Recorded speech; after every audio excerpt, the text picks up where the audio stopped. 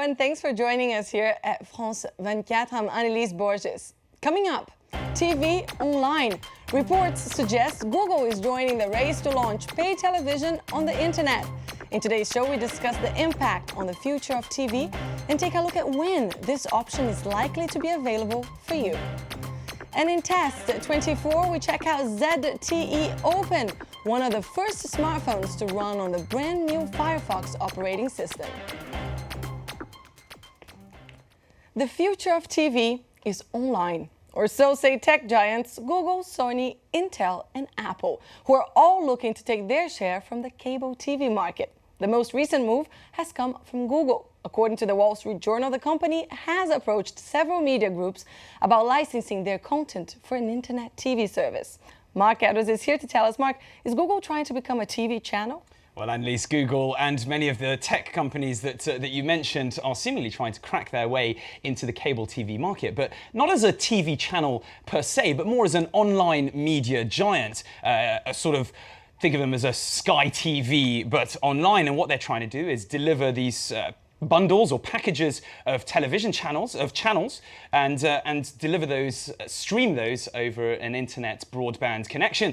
And Google are saying that their USP is the fact that they will have a much more user-friendly search functions, TV guides to enable them to get more consumers. Now, we all remember about 2 years ago, similar rumors, and of course, Google's poorly received TV set-top box. Is that why Google is taking all this time? I can't imagine it's a problem of money or manpower. Look, it doesn't matter how much money, how much manpower you've got. Even if you are Google, the same rules apply to you when it comes to media. If you can't deliver similar or better content at better or more competitively priced or same pricing, you're just not going to get that end user consumer take up. And that's what Google is trying to do. That's the key point for them, is putting in place these kind of license contracts so they get the best content and getting those out of the way and getting those through first before they're able to do anything else. Now let's talk competition. We both mentioned some of the other tech companies that are also in the race to launch an online version of paid television. What does this mean for the future of TV, in your opinion? Well, the truth is that we've got companies, you mentioned Intel. Now their on-queue system should be available. They hope for it to be available by the end of 2013. And the interesting thing, they've earmarked $2 billion for licensing content, which just kind of exemplifies just how big and expensive this game is. Apple, obviously, always going to be sniffing around. There's rumors that they may be providing their internet television, but without any ads, and they will kind of compensate the developers out of their own pocket so that they can get the consumers through that. We've got Sony, who are going to be streaming through their own hardware, apparently, so using the PS3, the PS4, and Blu-ray. But at the end of the day, the USP that Google and the rest of these tech companies think is what we've mentioned, more user-friendly. In my time in the UK, I've tried BT, I've tried Virgin Media, Sky, here in France, Orange Livebox, and it's very difficult to navigate, very clunky, and very un-user-friendly. So maybe, you know, if Google and those guys all think there's money in it, I'm sure that there is. All right, thanks for that, Marc. We're going to move on now. It's time for Test 24.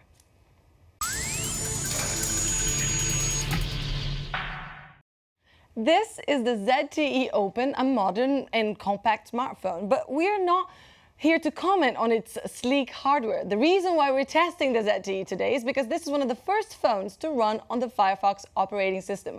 Marc, we all know Mozilla for its web browser Firefox, and the company is now turning to the mobile market and launching its own operating system. What did you think of it? To be honest, great news, personally, for everybody, for any end user. The more competition in that market, hopefully the better for us. And those magic words, open. Using HTML5, which is a lot cheaper and easier to develop on, it's going to hopefully be eating into the slightly more, what they call the walled gardens of the Apple iOS and Android and Google's Android. And I think for all of us, that's going to be great. And they're also announcing that they'll be making security and software updates every 6 weeks, which should tell us that they'll be listening to what the consumers, to what the developers want the changes to be, and they'll make those changes accordingly every 6 weeks.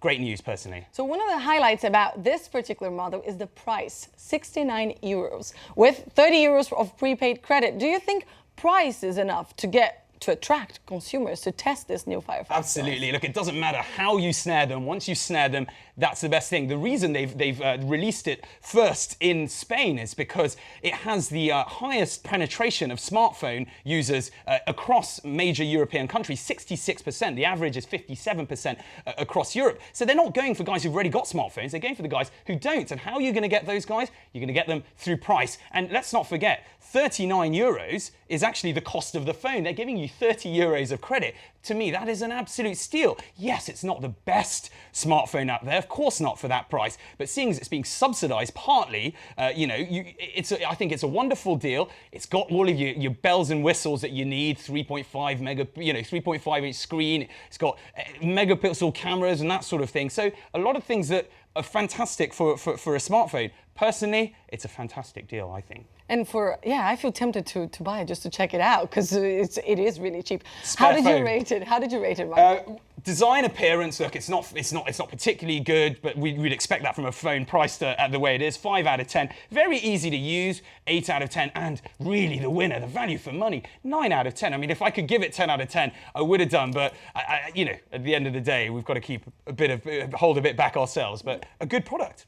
Thanks for that, Marc, and thank you for watching this edition of Tech24. Don't forget you can get in touch via Facebook or on Twitter. We leave you today with the map of the internet. Available for Android and iOS, the app visualizes the myriad of networks that constitute that elusive thing we know as the internet. It shows internet service providers, internet exchange points, and organizations that help route traffic across the online sphere.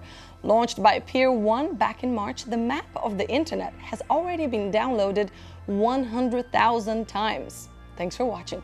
I'll see you next week.